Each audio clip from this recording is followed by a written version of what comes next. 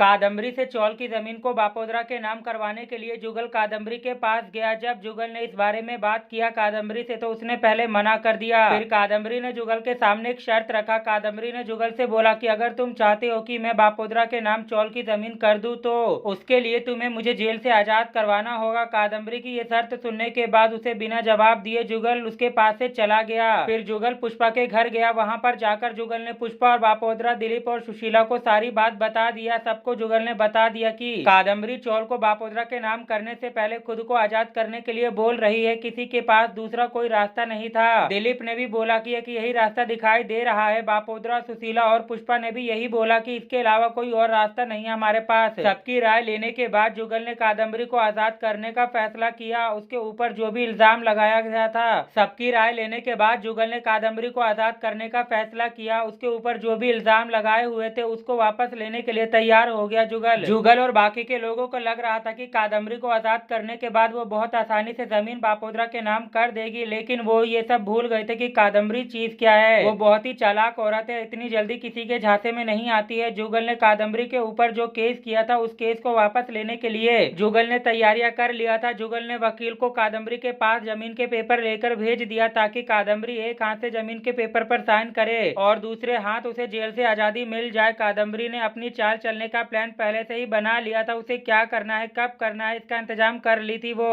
वकील को कादम्बरी ने बहुत ही आसानी से बेवकूफ बना दिया। कादम्बरी ने चौल की जमीन के पेपर पर साइन भी नहीं किया और जेल से आजाद होकर चली गई। जब वकील ने जुगल को ये बात बताया कि कादम्बरी ने पेपर पर साइन भी नहीं किया और चली गई तो जुगल के पैरों तले जमीन खिसक गई। वो हैरान हो गया। फिर जुगल ने ये सारी बात पुष्पा को बता दिया। सभी लोग समझ गए कि कादम्बरी कितनी चालाक है। कादम्बरी ने पहले ही बोल दिया था गिरफ्तार होने से पहले कि वो पुष्पा को छोड़ेगी नहीं, वापस आकर उससे बदला जरूर लेगी, उसे सबक जरूर सिखाएगी। इसीलिए अब जब वो आजाद हो गई है तो पुष्पा के पीछे फिर से पड़ेगी, उसको सबक सिखा कर रहेगी। लेकिन पुष्पा भी इतनी आसानी से हार मानने वालों में से नहीं है, उल्टा कादम्बरी को ही सबक सिखा देगी। कादम्बरी तो अकेली है लेकिन पुष्पा के साथ उसका पूरा परिवार है।